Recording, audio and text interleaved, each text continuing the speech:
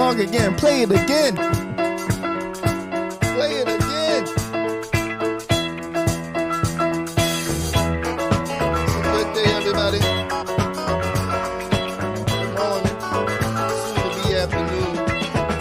Clap your hands, Sing the song. everybody, for Philadelphia 76ers. Stomp your Stomp your feet, feet. everybody, for Philadelphia 76ers. Here they come, Philadelphia, on the run. Stand up and cheer. Number one, Philadelphia. Here they come, team of the year. One, Two, three. five, six, Yeah. What's going on, everybody? What's going on? Good morning. Good morning. Soon to be afternoon. 4, 5, 6ers. It's a good morning. A sigh of relief. A sigh of relief this morning. But we here, everybody. We here. 76ers. Stomp your feet, everybody, for Philadelphia 76ers. Here they come. What's going on, everybody? What's going on, everybody? How y'all doing, man? Good morning. It's your boy AB. We back with another episode of Open Gym. Oh, man. It's a morning. It's a morning. It's a morning. A good morning this morning. I'm glad to be here once again. It's going to be a short one this morning, obviously. But, you know, it's just I want to hop right into it, get into it. Like I said, appreciate you guys here again watching. Make sure you like, subscribe, comment, share. You know, let's just get this thing popping, man. I appreciate you guys stepping in and talking with us for a minute. Yeah, man. Y'all heard the song. Y'all heard the song. Y'all heard the song, everybody. Y'all already heard it. The 76ers. The 76ers. We now have a series upon us. Obviously, we went down to New York the other week. Oh, not the other week, the other day, rather. We went down to New York the other day. You know, got 2 L's down there. Obviously, the first one, I feel like we could have won that as well, but definitely game 2, we definitely should have won that game. We should not have lost that game. And then to the added effect, obviously, the you know, the refs didn't help. The refs didn't help as much as well. But hey, man, we're gonna get into it. That's all those things that happened, but we're gonna get right into it. And we're gonna talk about game 3, man. Let's start off right there. Why not? I mean, that was the latest thing that happened. That was the latest thing that's on our mind. So yeah, game 3. Knicks versus 76ers here at Wells Fargo Center here down in Philadelphia, man. It was I ain't gonna lie to you, it was a little bit of nerve-wracking in the beginning. It was just a lot going on, essentially, as that we all know what was going on when it came to the game. But yeah, man, it was a fun one down the stretch. We was looking for Joel Embiid to have a good game, a substantial game, an impactful game. Not that he hasn't been playing well, but like, you know, obviously we wanted to see a game where Joel, you know, took over essentially. And we finally got it. We got the one, you know, obviously, you know, dealing with what he's dealing with right now, injury-wise and things of that nature, and obviously learning about the new diagnosis that he had as well. We'll get into that a little later as well. But yeah, man, last night, let's spoil it. Last night, the Sixers, you know, played the Knicks. Last night we won one. The Philadelphia 76ers won 125 to 114. Once we, you know, took off and got that lead, we did a good job at keeping that lead and sustaining that lead until the end of the game. So that was good to see. Obviously, something that we didn't do in game 3. Obviously, but yeah, man, it was a spectacular night by the man himself, Joel Embiid, who had a playoff high of 50.8 rebounds and 4 assists, doing all that with one knee and a half a face. Essentially,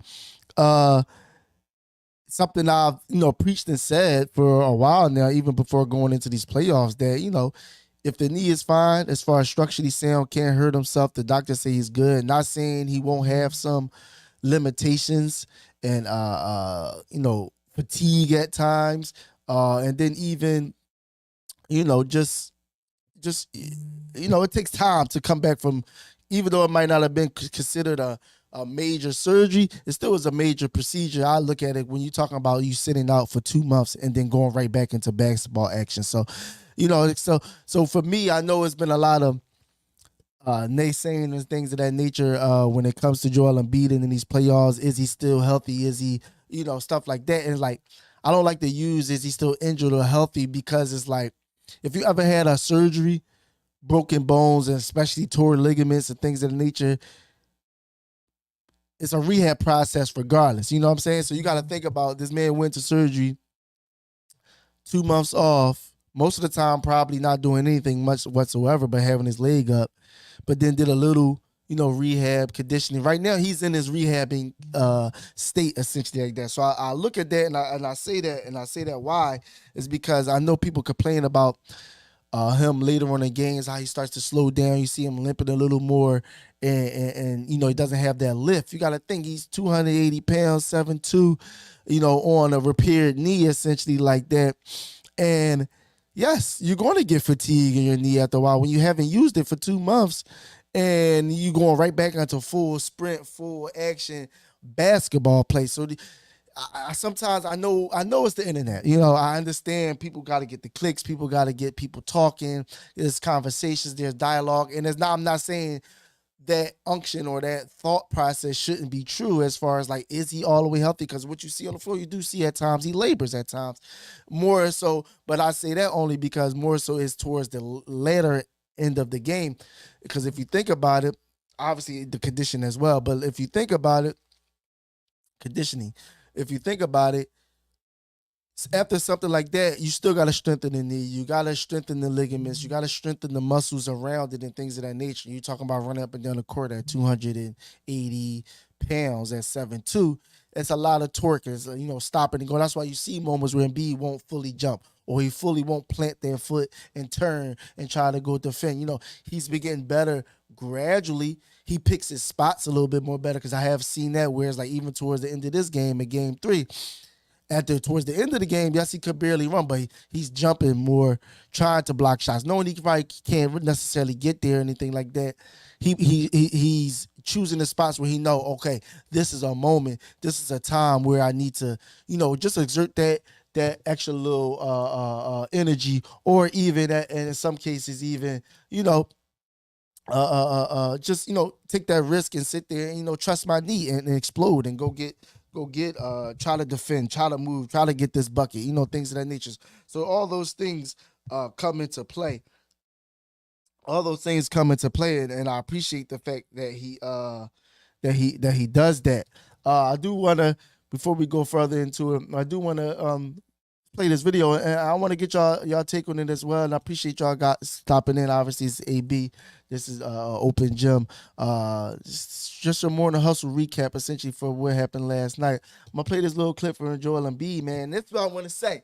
All the Embiid slander, all the Embiid nonsense, all the Embiid naysayers, essentially, like that, especially from you guys here in Philadelphia, who continuously calls him soft and things of that nature like that. I want you to listen to this, and we're gonna tap right back into it. Again, let's listen to what Joel Embiid got to say real fast. At the end of, when I'm done, I'm gonna be proud of myself, and my people are gonna be proud of me. Fortunate. Every single year, you start asking yourself questions like, why? Every single year is very annoying. Yeah, maybe it's just meant to be. Just gotta take it as it is. But the one thing I'm not gonna do is give up. no matter what happens. Gotta keep pushing, gotta keep fighting, gotta keep putting my body on the line for my family, for this city, for this team. I can't sit back and be like, every single time feel bad about myself, why me, Yeah, it goes through your mind, but, you can ask yourself those questions, but, what are you going to do about it? Are you going to quit? Or are you going to keep going? And, if you're going to keep going, what are you going to do about it? And the best thing you can do is, do the best job possible to prepare yourself every single day, which I've done. And, sometimes you get the results, sometimes you don't. But, if there's one thing I say about myself, I'm not going to quit. And no matter what happens, if I win, if I don't, I just know that at the end of, when I'm done, I'm going to be proud of myself, and my people are going to be proud of me.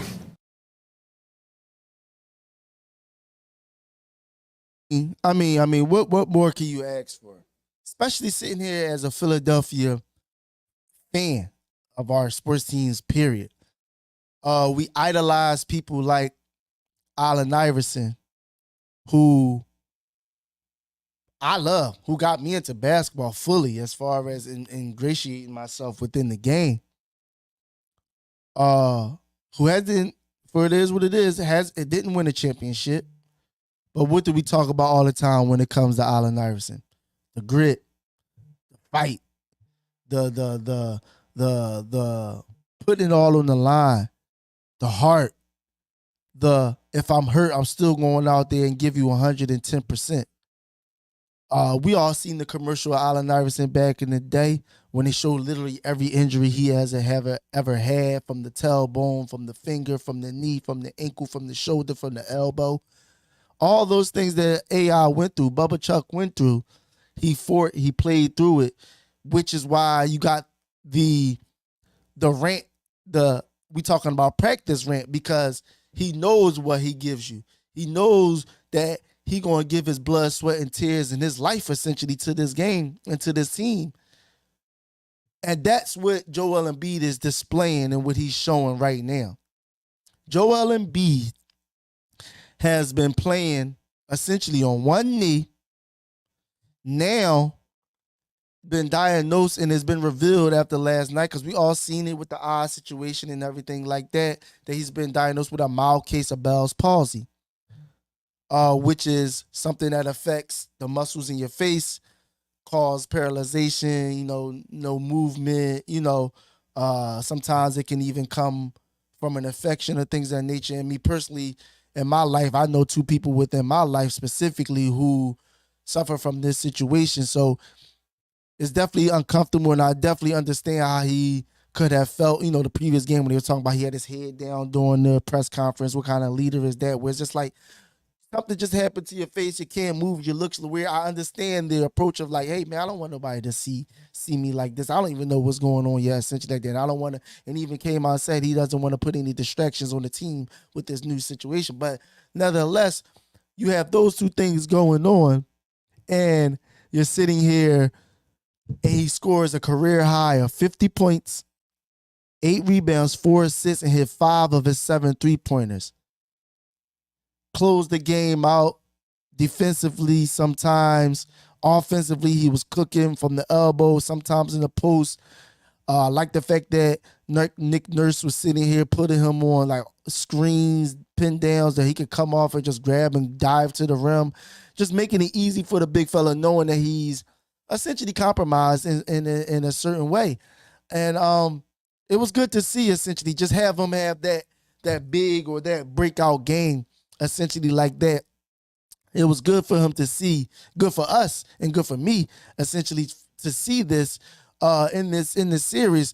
Again, he had good games previously. He had 30 points over the last 2 games, essentially, but to come out and just dominate. And I told y'all, coming back, if the knee is good, Joel Embiid at 80% is better than 90% of this NBA, probably even more, but I'm going to be generous with just the 90.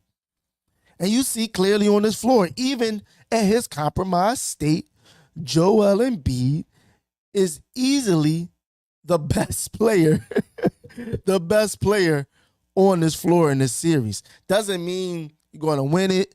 Doesn't mean they should and they better, but doesn't mean you're going to win it. Doesn't mean players aren't going to have, better games or comparable games where, it cancels out or whatever like that. But Joel Embiid is still at his compromised state the best player currently on this floor. And I just love to see that and see going into this game why he's just working his way through essentially like that, trying to get as healthy as possible, and just hearing what he's saying in that press conference right there. Like, listen to what he said. He's like, "What are you going to do? What am I going to do? I know the injuries is here. Just because y'all see it, I see it as well."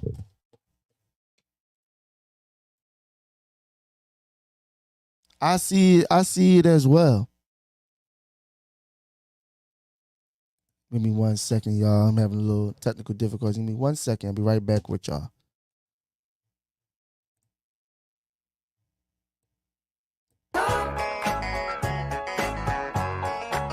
Here come the Sixers.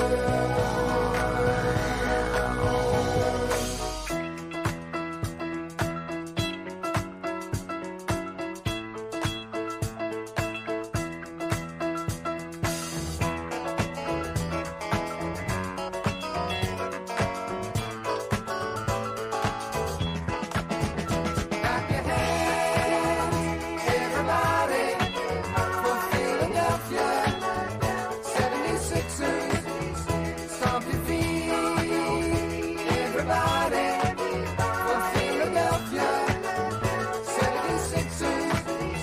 Clap your hands, everybody, for Philadelphia 76ers. Stomp your feet, everybody, for Philadelphia 76ers. Clap your hands. All right, y'all. I'm sorry out there. I appreciate y'all. A little technical there to get the camera going, but yeah, man. Like I said, where I was left off. Like I said, just going off, just that press conference alone, we idolize Bubba Chuck for what's going on. Y'all see y'all tapping in. Appreciate y'all stepping in. But yeah, make sure y'all share, like, comment, subscribe, all that good stuff. But just hearing that press conference by itself, he told you my body, for my family, for my team, I'm gonna put it on the line. What more can you ask from the guy? Like, especially now, where it's like, I know in the past he had his hiccups. I know in the past he had his, different things that, whether it was immaturity, whether it was not showing up in late game situations, stuff, everything that matter. But again, I've said it at the beginning of this season, the headspace that he's in right now, he's mature. He says it all the time. His son being here now, Arthur as well, another motivation, his family, his wife, everything is just like, when you have to grow up. You have to grow sometimes. Talking about starting at 16 playing basketball from Cameroon, being exposed to all this, being a franchise player of one of the bigger markets within the country is when it comes to sports specifically. It's a lot that you gotta go through, and now it took him 8 years to get here, but we here now. He understands the process. He understands what he needs to do, and he's saying this year he's been speaking and talking what we've been wanted to hear from him years prior, but he's been speaking and acting on it more often than not this year, and I appreciate that from the big guy. I appreciate that he understood that, yes, he was in a certain space and that he wasn't mature enough, or essentially early on, but now he just understands what he wants to do. He has a coach that knows what he's doing. He has a coach that actually has a plan that makes adjustments. He's better, which is crazy. You even think of that, but he's even gotten better. The supporting cast, where we get to in eventually or shortly, is better. So to see a performance like this, have face, one knee. Joel Embiid going out there giving you 50, showing you grit, showing you fight, putting his body on the line, knowing he's compromised, but still going to go out there and put forth the best effort he possibly can. You know, that's a true leader, which I spoke about previously. And Tyrese Maxey came out after the game and even said it last night that Joel Embiid, yes, his presence on the floor was major. Presence on the floor, being back, playing as well as he played was major. But what resonated with the team and with him even more was his talk, his inspiration, his leadership on the bench, talking things through, telling guys what to do, where to be, how to react, calm down. You seen it even late in the game, learning. The previous game, late in the game, you're up and they still going full speed. They still running. They're not executing. They're not slowing things down.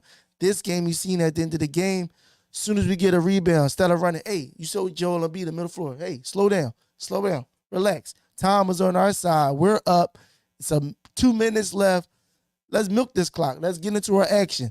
Let's get an easy basket. Let's get an open basket. Even if we miss, let's make this possession count. That's the growth. That's the leadership that we speak of.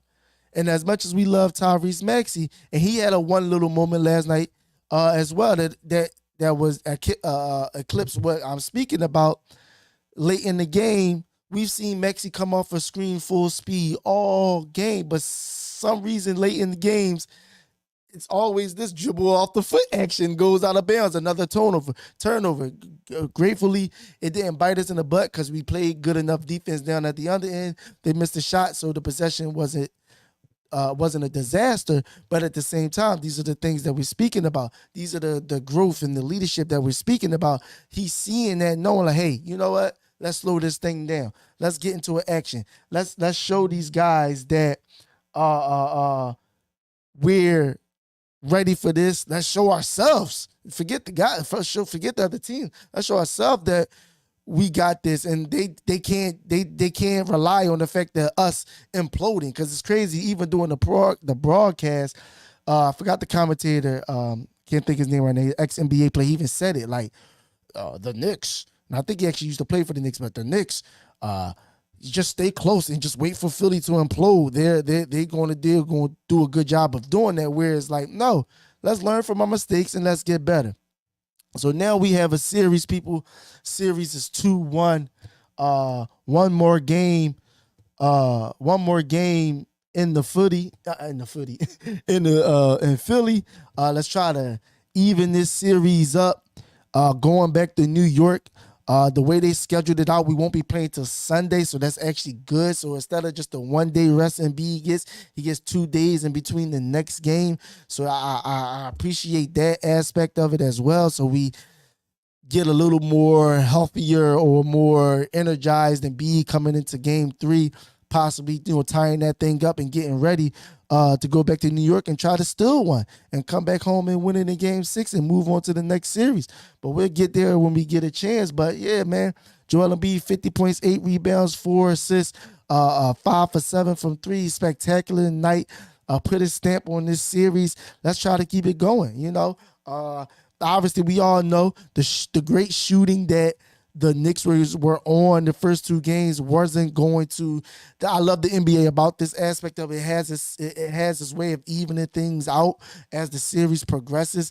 The Josh Hart and Dante DiVincenzo 3-point barrage wasn't on like the first 2 games. I think the first 2 games, Jalen Brunson didn't really go off. He went off this game for 37 points, but they're complimentary players, which we all spoke about in playoff time. Your complimentary players got to make shots. You might not get a lot of shots because you all know the bulk of the scoring goes to your star players most of the time, or the ball is in the hand of your star players most of the time. But at the same token, your role players have to make shots.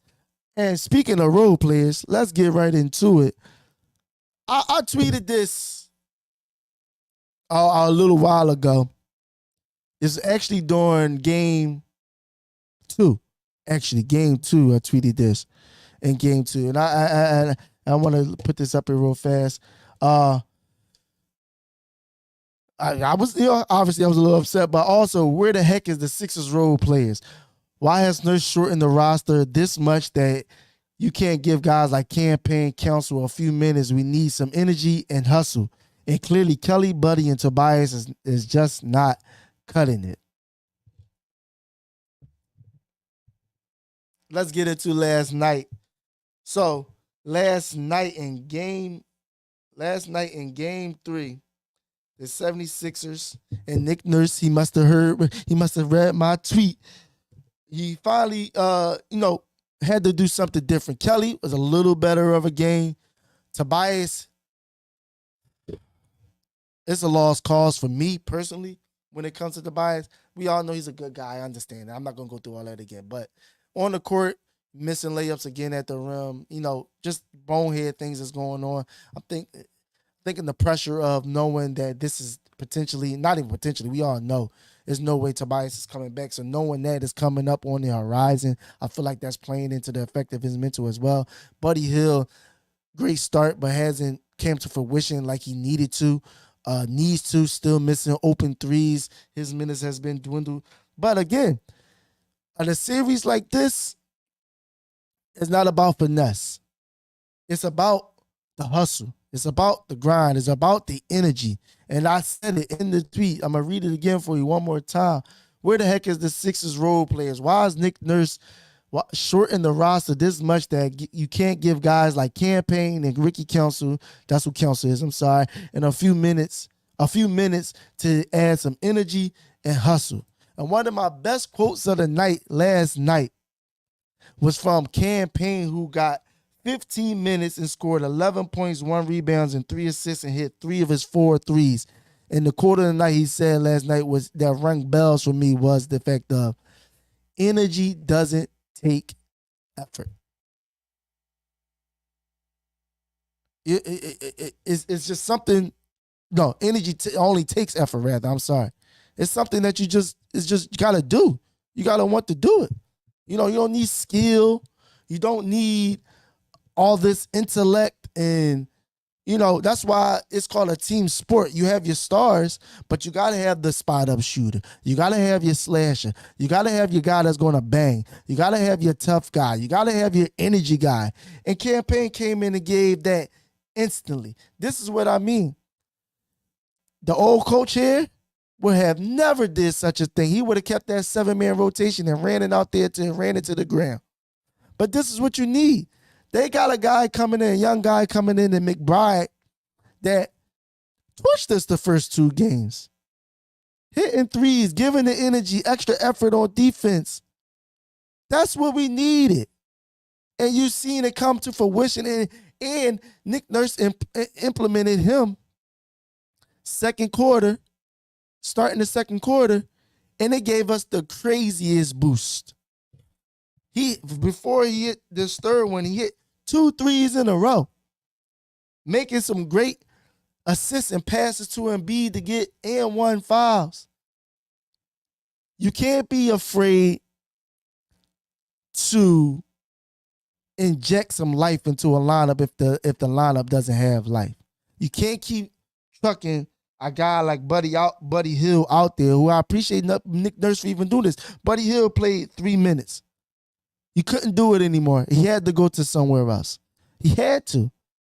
Because if he kept trotting Buddy Hield out there for the rest of the game, I don't know where this series is. The way Embiid was playing, we probably still would have won, but I'm just speaking in general as far as what you should do as a head coach, essentially like that. As a head coach, you should be able to realize and see that a certain person doesn't have it on this night. So what I'm going to do is try to inject some life, try to get something somewhere to try to get this thing going. And Cameron Payne, he came in and did that last night, and I appreciate that. So just to give you everything, so you had Embiid played 40 minutes again. Maxey played 41 minutes. Embiid at 58-4. You know that 5 for 7 from 3. 13 for 19 from the field goal line, 19 for 21 from the free throw line. Maxey, 41 minutes, 25 points. killed my parlay by my mistake. I ain't mad because we got the win, but I just needed one more point, Maxie. I want more point. But 25 points, 4 rebounds, 7 assists, 9 for 21. Not the best field game, but 4 for 4 from the foul line, 3 for 8 for 3-point line. Still was effective. On Kyle Lowry, 30 minutes, 9 points, 2 rebounds, 4 assists. Nick Batum, 29 points. Cameron Payne, like I said, 11 points. Kelly Oubre, like I said, better game, 38 minutes, 15 points. And then Tobias Harris, 33 points, 33 minutes with 8 points and 5 rebounds, I guess. But either way, solid night from the team. Obviously, it was led by the big man, Joel Embiid, essentially like that. So yeah, I do want to get into this video effect, I guess, because like I said, I did mention the fact of him having Bell's palsy now, as well. A mild case that they stated as well, the ball cut. So hopefully, Joel can get better. But I'm gonna play this video just to let you know, give you a little insight on when it happened, how it happened, or what he think it happened, and how it happened. We'll continue on from there. So let's listen to this and we get right back to it. I think he started the day or two before the Miami game, and I had, bad migraines and thought it was nothing. But usually I don't like to check it out, but for some reason I ended up, having to tell, somebody. And that's why that Miami game, it was just, my body was just, I was just not feeling it. And then obviously lately with, I don't know if, I'm sure if you Google the symptoms, you know what it is. It's pretty annoying, with, my left side of my face, my mouth, and, and my eye. It's been tough, but, I'm not a quitter, so you gotta keep fighting through anything. It's unfortunate. That's the way I look at it. But that's not an excuse.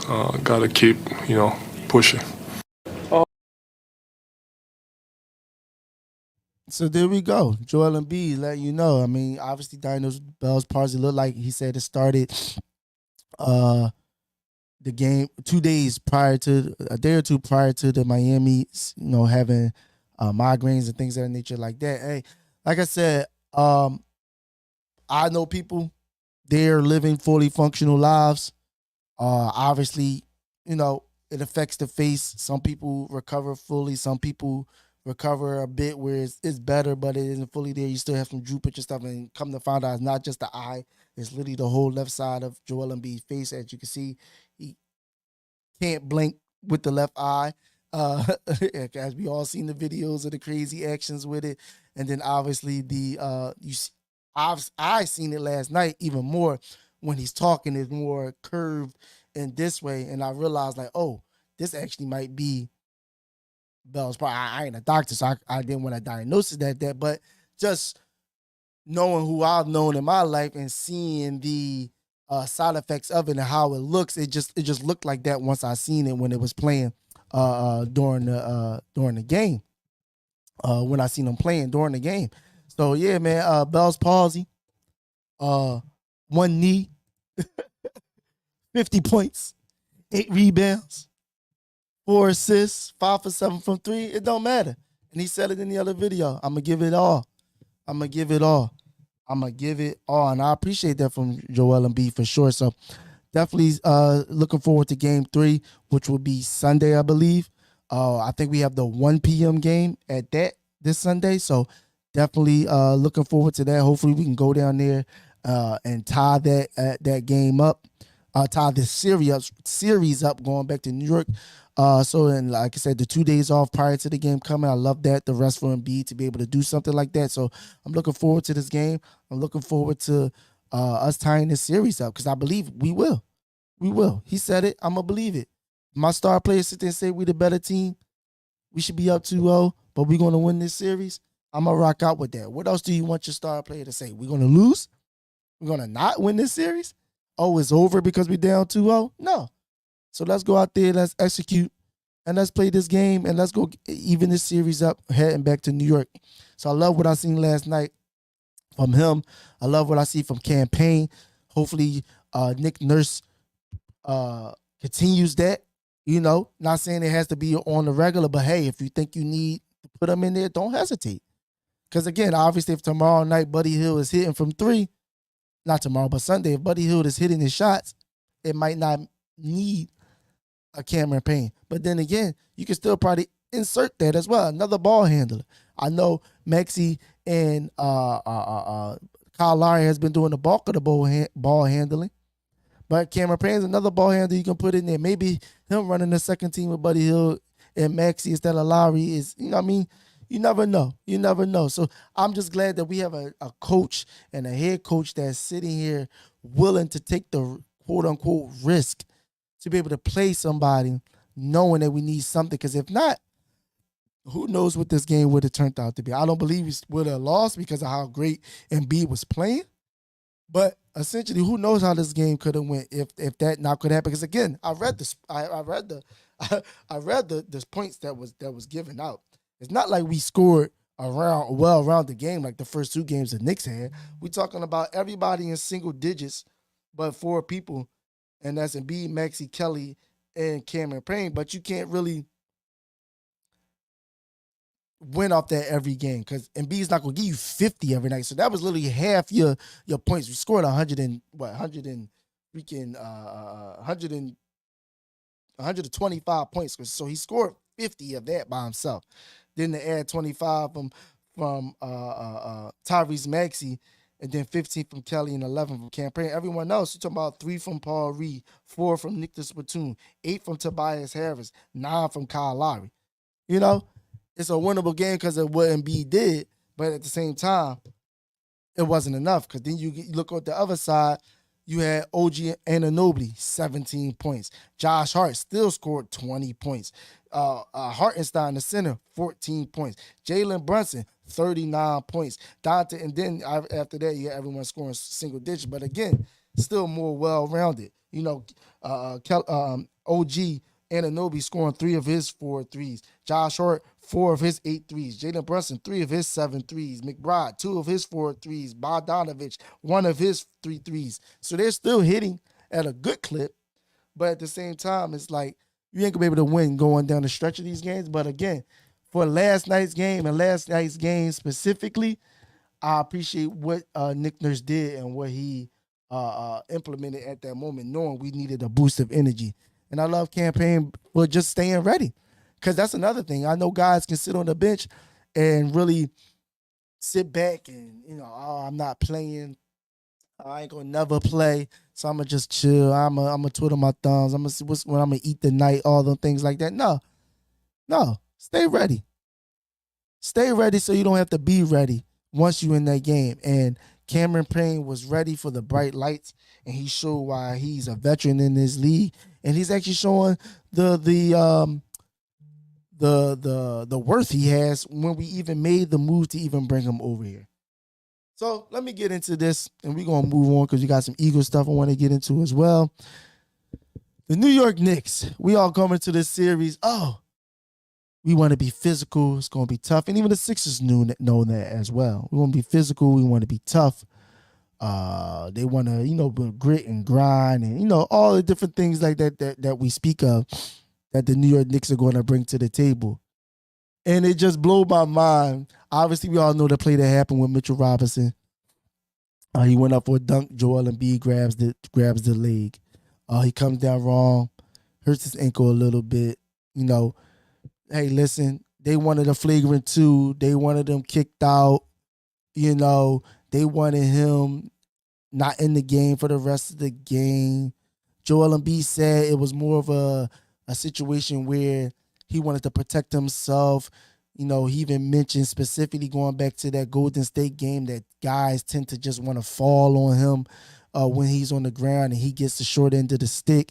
But then this time now, Knicks fans and Knicks players, he should be flagrant 2. He should be ejected, all those things like that. I want to show you this clip. And mind you, this is game 2 with the 76ers. I want to show you this clip, and we're gonna talk about it. He was going for the steal here and then ended up on top. Purposefully, he was going for the steal here and then ended up on top of him. And then Dante wraps up both of his legs, and that was a good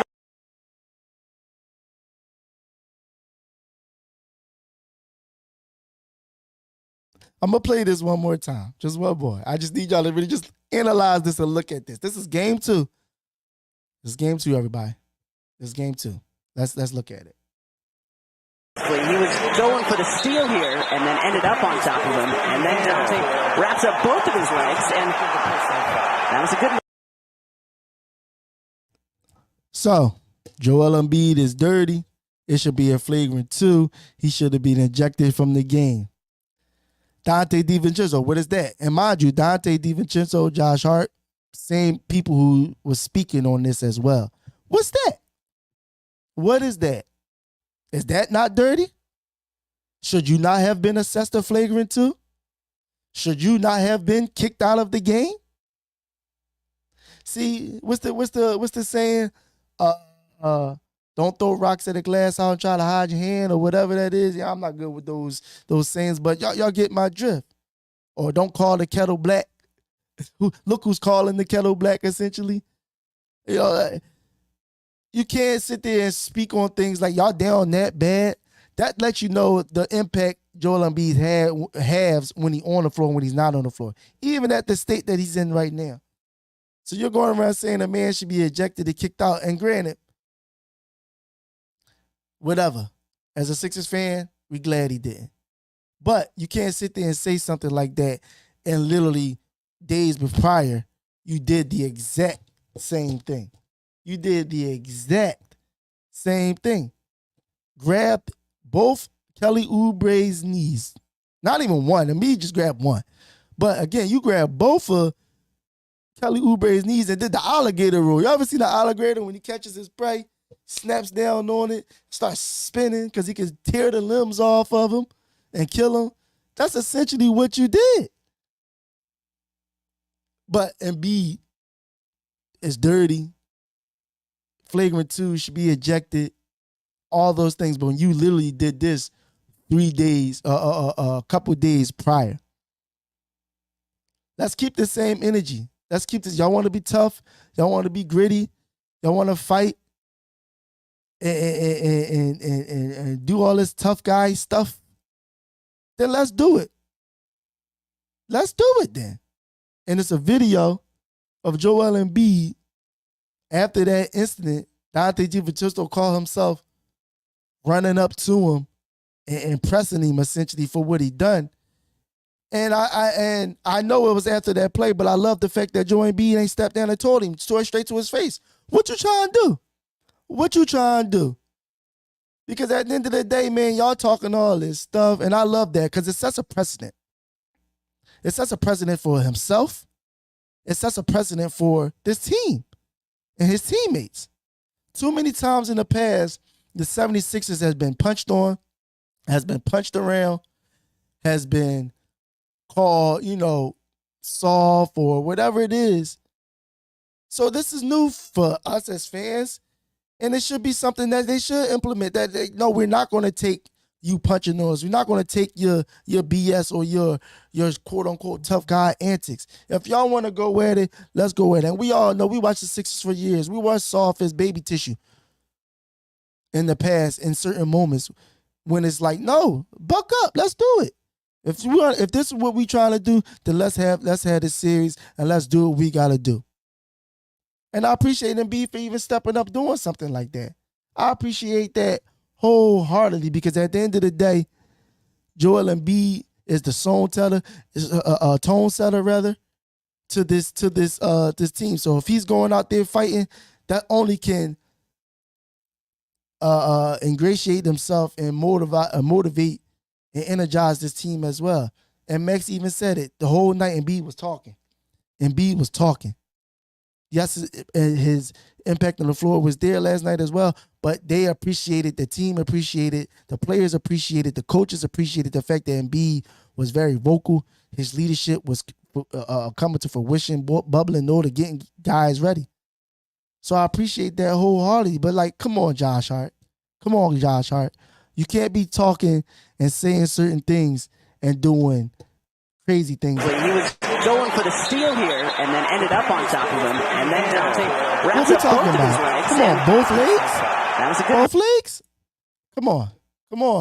Come on, Dante. Let's be real about it. But like I said, the Sixers won. I'm glad they got the win. We have a series now. We play Sunday at 1 p.m. Let's go down to Wells Fargo Center. Let's get and be healthy, get them ready to go. Role players, campaign, Buddy Hill, whoever it might be ready. When your number's called, you go out there and you show out and showcase why you should be on this team and why this team is the better team in this series. So I look forward to this game Sunday afternoon and us tying this series up 2-2 going back to New York. All right, and before we get on there, another news, obviously at the same time we had the Philadelphia E-A-G-L-E-S Eagles. Philadelphia Eagles last night, and it was the NFL draft last night. And with the 22nd pick in the NFL draft, the Philadelphia Eagles selected Quinyon Mitchell from Toledo University, who's a 6 foot, 180, 190 pound cornerback who has great speed, ran a 4.3, has range, has good eyes, good feet, good hips, very good athlete, essentially like that. Obviously, him being selected, first of all, let's get to the fact that he wasn't supposed to get that low. For some reason, it was a run on offense in general, offensive linemen, wide receiver, quarterbacks early on. So we actually dropped. So it actually came down to either him or Terrion Arnold from Alabama, the University of Alabama. And essentially, I was an Arnold guy coming into this draft. You know, obviously being from Alabama, not from Alabama, playing for Alabama. Playing against, you know, the upper echelon of speed and talent that wide receivers, you know, him being, you know, a lockdown plays man, also zone, but, you know, definitely a lot of man as well down in Alabama. So I was in that camp. I was younger, 21, because I believe Mitchell was turning 23 in July, I believe. So being younger, a little younger, you know, because Mitchell stayed at Toledo for 4 years, essentially like that. But yeah, I was in the Arnold camp, you know, but after sleeping on it, you know, getting some information, looking at, you know, some, I ain't gonna say tape, you know, people say tape all the time, and you looking at highlights just like everybody else, but looking at some tape, highlights or whatever of him, and then hearing the reports about him down at the Senior Bowl where they put him in man situations and he, all hands down, a lot of people saying that he was the best defensive player down there at the Senior Bowl games, essentially like that. So hearing those things are like that, started getting my things turning. But then hearing this particular interview with John Clark from NBC down at the draft, he caught up with Quinyon Mitchell, and they had a lot to talk about. And I want you to listen to this, and I'm gonna give you my reaction to it. All right? So we're gonna play this, and we're gonna go from there. Call I ever got. How about your story? Because you mentioned your grades in high school and you go to Toledo, maybe under-recruited.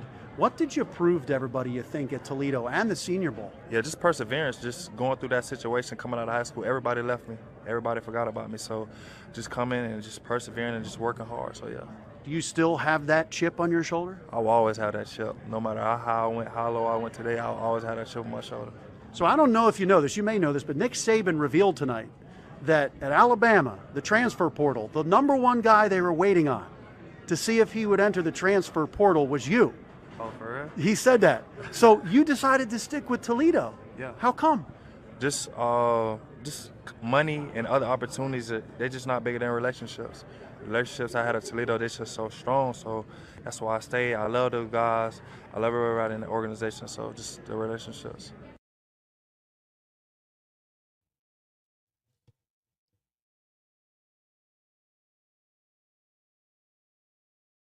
And there you have it. Quinyon Mitchell right there. I mean, that particular interview is what sold me two things. One, obviously the information that Nick Saban, who I believe he retired, but was the head coach of the University of Alabama, for him to reveal something like that on TV last night, stating that Because I told y'all previously, Mitchell stayed 4 years, could have transferred, obviously, because he's at a smaller school, could have transferred, and one of, if not the top program in the country, was just waiting for him.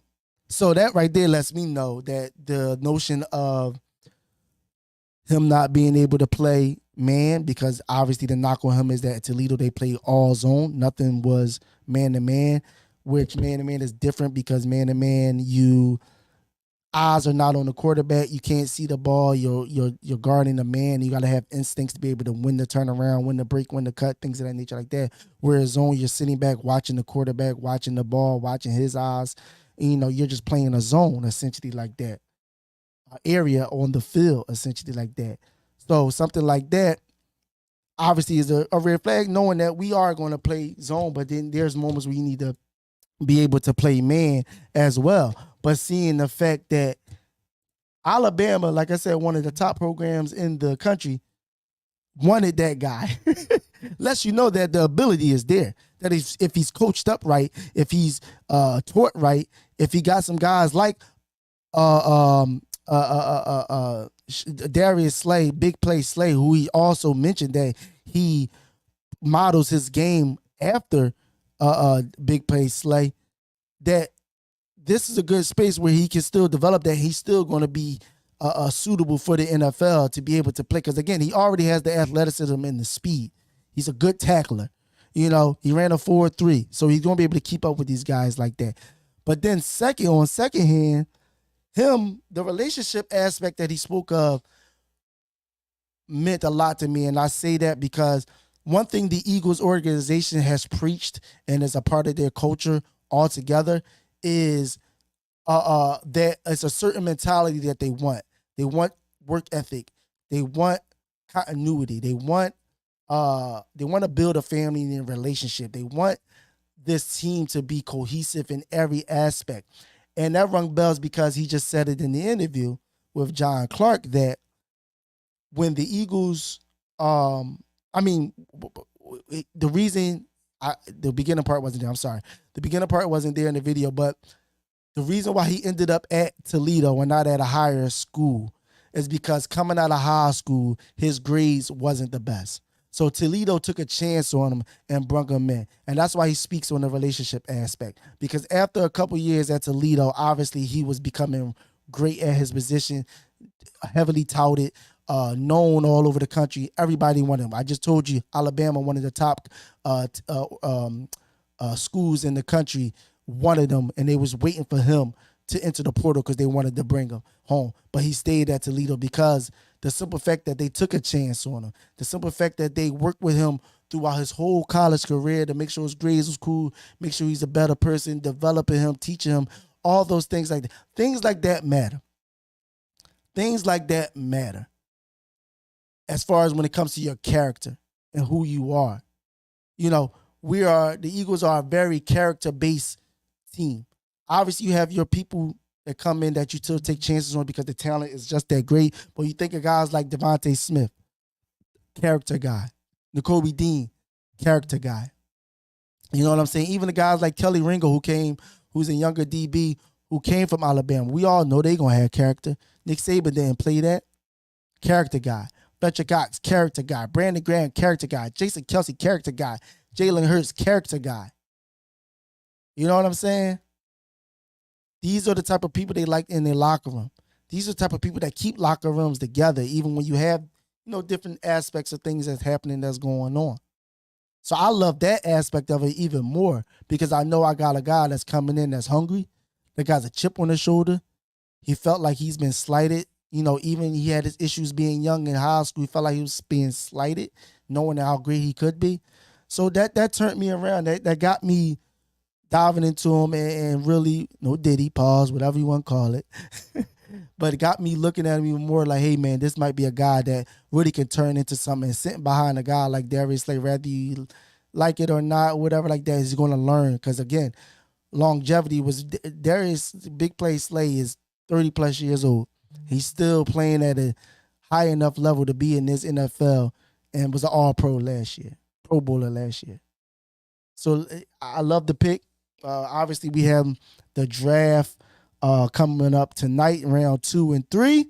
So let's see what the Eagles do. Hopefully, within these next couple of rounds, we get a linebacker, obviously, somewhere down the line. I know there's a couple guys that's out there. And obviously, later in the rounds, you got a Jeremiah Trotter that's out there as well. Jeremiah Trotter Jr., rather. But if you could come away with a linebacker, maybe, I don't know, maybe a pass rusher, I would say, or safety, it got to be defense for me, essentially, like that. It has to be defense for me. We got to come out of this draft tonight with some defensive players to solidify this defensive lineup, essentially. Because again, we still need help, especially back end help. We still need another safety. We still need a rusher. We definitely need linebackers. So we're going to see tonight 7:00 the NFL draft start. Quinyon Mitchell, welcome to Philadelphia. He was picked by the Eagles with the 22nd pick. He fell into their lap, so there was no way you couldn't not draft him, man. So yeah. Eagles, Sixers on the road. Good start last night. A great night last night. Got a great pick. Got a great win. Going to get another win Saturday. And let's get it on. We got some NBA games tonight.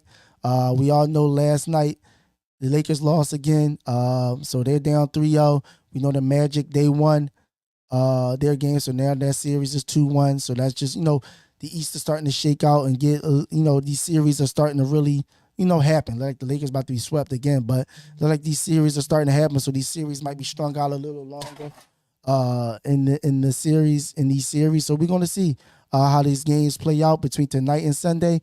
He's going to get a lot of information going into these NBA playoffs, and hopefully the Sixers are 3-3 going down to New York, getting ready to go get their third win. So I'm 2-2 and go get their third win down in New York. So yeah, man, I appreciate y'all stepping in. That was a short little episode. I just wanted to touch simple things that happened last night. There was a lot going on.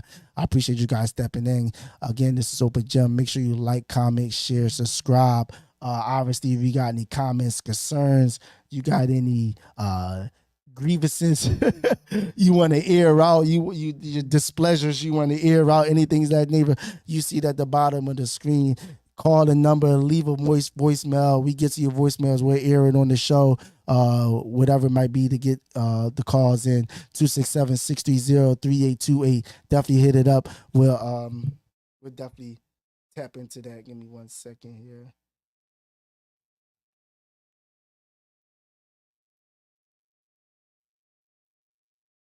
So, yeah, man, I appreciate y'all stepping in. This is Open Gym. Until next time, my people, we will be back. Yes, sir.